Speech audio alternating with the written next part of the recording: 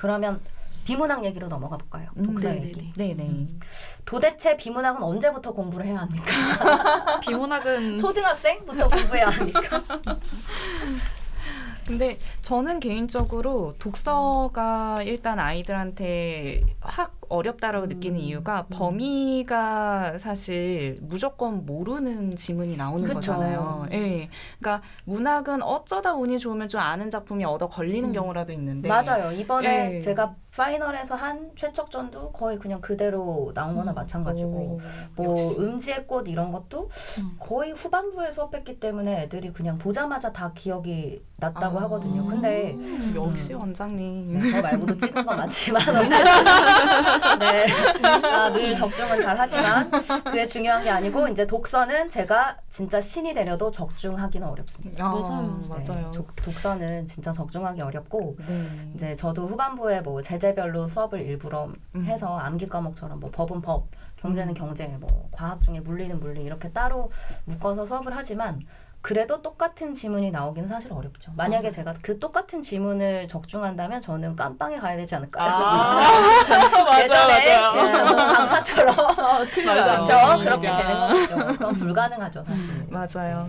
그래서 저는 사실 이제 영역별로 묶어서 전개 방식이 유사한 거를 좀 가르쳐요. 너무 좋네요. 전개 방식만 틀리는 학생 진짜 많아요. 왜 그런 거죠? 왜 3점은 다 맞추면서 왜 심화 문제 다 맞추면서 전개 방식 왜 틀립니까 도대체? 맞아요. 전개 방식이 근데 요즘에 난이도가 되게 높아졌어요. 맞아요. 쉽지 정말 않아요. 전개 방식 난이도가 훅 올라가서 여러분이 현정쌤 말처럼 전개 방식을 미리 반드시 묶어서 유형별로 네. 묶어서 공부를 해야 될 것 같아요. 네. 그러니까 저는 아이들이 보통 내용별로 이제 과학하고 기술이 유사하다 생각을 하는데 저는 전개 방식만 놓고 보면 오히려 과학하고 인문이 비슷하다고 생각을 해요. 맞아요. 네. 여러분 과학과 기술은 굉장히 다른 지문입니다. 네. 그러니까 인문하고 과학이 오히려 이론 중심으로 설명을 많이 하고 그다음에 기술하고 사회는 처음보다 중간이 훨씬 더 중요해요. 그래서 실용적인 중간에 것들도 원리 많아요. 같은 게 네, 나오니까. 원리나 과정이 나오는 데가 훨씬 중요해서 그러니까 이거를 제대로 익힌 아이들은 조금 수능에 대한 긴장도가 높은 아이들은 약간 이제 이거를 내가 이제 과연 할 수 있을까 막 이제 지문 내용이 일단은 다 다르니까요. 근데 저는 오히려 그런 친구들한테 네가 그동안 전개 방식 연습한 걸 시험지한테 다 자랑질하고 와 이렇게 얘기를 하고 그 다음에 또 반대로 긴장도가 또 낮은 아이들은 있어요. 그럼 이런 아이들은 또 실수하거든요. 그래서 당장 내일 수능이 오기를 기대하는 마음으로 이렇게 얘기를 하거든요. 근데 이 전개 방식만 제대로 익혀도 자신감이 정말 많이 올라가긴 하는 것 같아요. 네. 그럼 이제 공부할 때 초반에는 약간 유형, 그러니까 제가 말하는 유형은 제재별 유형이 아니라 뭐 경제, 사회 뭐 이런 유형이 아니라 약간 문제 유형을 공부해야 한다는 말씀이시죠? 네, 중요하죠. 그래서 이것도 진짜 되게 뭔가 제가 수많은 어떤 이제 뭐 교재나 아니면 인간 커리큘럼 같은 것들 되게 많이 보고 이제 공부를 하는데 좀 보고서 왜 이렇게 되어 있지 싶은 생각이 들었던 건 지문의 소재, 그러니까 인문, 사회, 경제, 철학 여기에 대한 지식을 먼저 가르치고 그 다음에 현정 선생님께서 얘기하신 글의 구조를 가르치고 막판에 문제의 유형을 수업을 하시는 분들이 굉장히 많으세요. 저는 완전히 거꾸로 해야 된다고 생각을 당연하죠. 하거든요. 당연하죠. 또 문제의 유형, 어떤 유형의 문제들이 나오는지 내용 일치 문제, 논지 전개 방식, 보기 문제, 그리고 보기의 세 가지 유형들 이것들을 먼저 알아놓고 그리고 나서 어떤 구조의 글들이 쓰이는지 사실상 과학이랑 인문의 구조가 비슷하다는 걸 몇 명의 고3들이 수능 끝난 고3들을 붙이려고 물어봐도 몇 명이 알고 있겠습니까? 그래서 애들한테 구조에 대해서 알려주면은 과학에서 어떠한 이론이 전개되는 과정을 보면 애들이 이렇게 이야기를 해요. 철학이랑 비슷한데요? 그렇게 말을 해요. 정말 그렇거든요. 그렇죠. 이론이니까요. 학설이니까.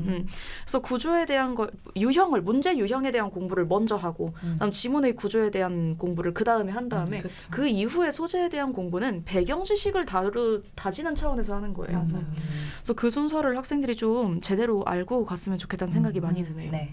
하나 조금 추가를 해드리자면 요즘에 이제 학생들이 시간 안에 풀어야 된다는 압박 때문에 첫 문단을 진짜 날려요. 왜 날릴까요? 첫 문단에 정말 중요한 정보가 굉장히 많거든요. 특히 과학 같은 경우는 기출, 역대 기출을 계속 보면 첫 문단에 어떤 힘에 대한 정의라든지 맞아요. 개념 정의. 그쵸? 작동 원리라든지 이런 거 진짜 다 써줘요. 다 나오잖아요. 근데 첫 문단 정말 날려서 읽어요.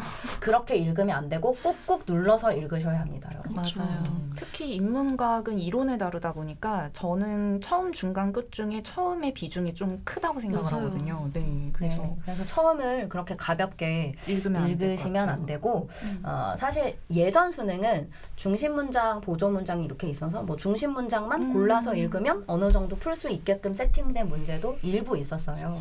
근데 요즘 이제 비문학 같은 경우는 사실 킬러 문항도 너무 많고 맞아요. 고난이도가 되다 보니까 모든 문장이 다 중요하고 맞아요. 그 지문이 짧아지다 보니까 맞아요. 모든 짧아졌죠. 문장이 다 출제돼요. 맞아요. 예전 막 지문이 길었을 때는 그래도 뭐 2, 3문단 중에 어느 부분이 답의 근거이거나 했는데 요즘에 되게 응집성이 엄청 쫀쫀해지면서 예를 들어 뭐 어떤 선택지의 근거가 3군데인 경우도 있어요.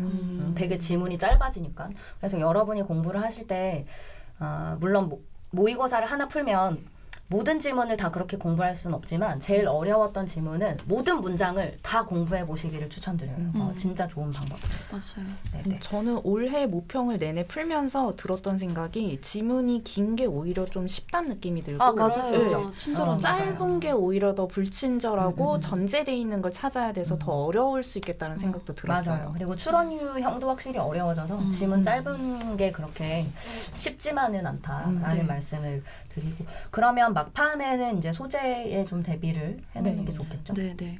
그래서 학생들이 어느 정도는 좀 염두에 뒀으면 좋겠는 생각이 좀 이거예요. 독서는 어찌되었건 각 분야의 정점에 있는 사람들이 문제를 지문을 쓰는 영역이잖아요. 그렇죠. 그럼 제가 학생들한테 물어봤어요. 네가 만약에 특정 분야의 정점에 올라서 박사 학위까지 취득을 했는데 네가 고등학생들을 대상으로 너의 전공 영역을 설명해야 한다면 너는 어떤 구조로 글을 쓰겠니? 당연히 자 얘들아 내가 이제부터 이 부분에 대한 이야기를 시작할 거야. 돌림힘에 대한 이야기를 시작해 볼게. 근데 이거를 알려면 너는 적어도 이 개념들은 짚고 가야겠다 하는 내용들이 일문단에 나올 수밖에 없는 거예요. 맞아요. 그래서 학생들이 각 분야의 전문가가 나에게 이거를 납득시키기 위해 최대한 쉽게 풀어서 설명을 한 지문이라는 걸 염두에 두면 어떤 개념 정의에 대한 설명이나 아니면 사례 하나조차도 그렇게 쉽게 날릴 수는 없죠. 그렇죠. 그러니까 기본적으로 설명문이라는 거를 많이 읽는 것 같아요, 아이들이요. 예, 그래서 반드시 도입부에 소개하고자 하는 대상이 있는데 그 화제를 안 찾고 넘어가면 뒤에가 다 이해가 안 되는 것 같아요, 보통. 저 같은 경우는 이제 수능 거의 직전에는 소재에 대해서 암기 과목처럼 약간 주입은 사실 하거든요. 맞아요. 직전엔 진짜 학생들이 필요해요. 이제 약간 리플레이가 필요하고 까먹을 수도 있으니까. 근데 그것을 사실 미리 해두셔도 별 문제는 없을 것 같긴 해요. 그래서 만약에 법 같은 경우는 법 지문을 모아서 쭉 공부를 해보면 뭐 민법에서는 항상 계약을 물어보고 맞아요. 그쵸? 형법에서는 항상 뭐 구성 요건 이런 걸 물어보는구나를 아실 수 있고 경제 같은 경우가 진짜 모아서 공부해야 하는 지문이거든요. 그렇죠. 경제는 통화량. 맞아요. 진입 장벽이 되게 높지만 묶어서 좀 공부를 하시면 그 용어에 익숙해지시면 확실히 뭐 그래프라든지 이런 것도 보실 수 있고 그래서 그런 제재별로 공부를 하는 게 도움이 좀 될 것 같아요. 진짜 수능 직전에 소재를 보는 건 너무 좋은 것 같아요. 맞아요. 진짜 좋아요. 그리고 소재도 결국은 문제 유형에 익숙해지고 지문 구조도 잘 알고 있는 100명의 학생들이 모인다면 그중에서는 어떤 학생들이 유리해질까요? 당연히 배경 지식이 조금이라도 더 있는 학생이 어쩔 수 없이 유리해질 수밖에 없는 거예요. 저는 진짜 화나는 게 가끔 어떤 강사분들은 죄송해요. 이제 끝내야 되는데 가끔 어떤 강사분들은 이렇게 얘기하세요. 애들 모아놓고 얘들아 평가원은 너희에게 배경 지식을 요구하지 않아. 왜 요구하지 않죠? 배경 지식을 그러니까 본질적으로는 요구하지 않죠. 배경 그쵸. 지식을 요구하지 않아. 그 지문을 읽으면 거기에 문제를 풀 때 필요한 것이 다 써 있어. 근데 그거는 국어가 120분일 때 필요 없는 거예요. 맞아요. 130분일 때 필요 없죠. 한 줄 한 줄 천천히 읽으면 되니까요. 근데 말이 빨라졌네요. 근데 80분이라는 시간 동안 답안지 마킹 2분 해야 되면 78분이잖아요. 그렇죠? 맞아요. 그럼 그 78분 동안 지문 4개를 읽고 거기 물음에 다 답해야 되는데 과연 배경 지식이 있는 친구와 없는 친구가 차이가 없을까요? 저는 차이가. 그런 강사분한테 수능장 가서 풀어보라고 말하고 싶어요. 맞아요. 네, 시간 안에 맞춰서 풀어보라고. 이게 강사들은 공부하다 보면 배경 지식이 쌓일 수밖에 없어요. 맞아요. 그래서 저도 통합 과학적인 배경 지식은 다 있습니다. 제가 별도로 공부를 하지 않아도 쌓일 수밖에 없고 경제 기사를 알면 이해가 다 가요. 항상 지문을 보니까. 근데 학생들은 아니잖아요. 아니죠. 맞아요. 어떤 학생은 강사보다 훨씬 바빠요.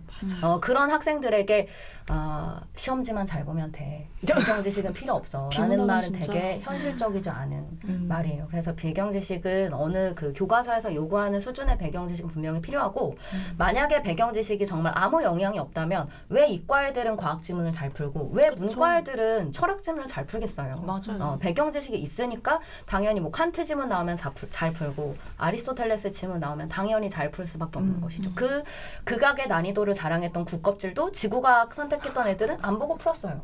물론 그건 이제 또 분노가 차오르는데 잘못된 수능이지만 그렇게 출제될 리가 이제는 없어야 하겠지만 어쨌든 시간이 있을 때 여러분들이 이제 중3이나 고1 정도 됐으면 한번 그 배경 지식 공부를 해보는 것도 분명히 필요합니다. 맞아요. 네네. 근데 강의 하시다 보면 가끔 저만 그런가요? 저는 제가 국어 강사인지 역사 강사인지 네, 경제 저는 강사인지 헷갈려요. 잡지식이 쌓여요. 제가 수업을 3시간 진행하는데요. 3시간 중에 문학은 한 20분 하는 것 같아요. 맞아요. 제 전공은 나머지는 뽐낼 기회가 없어. 칠판에 행성의 궤도만 그리고 있어요. 경제 그래프만 계속 그리고 있어요. 원자익을 그렸습니다. 네, 지난주에. 계속 그리고 있고요. 네. 물리 이론만 계속 전달하고 있어요. 맞아요. 엔진 구조를 제가 왜 알고 있는지 모르겠어요.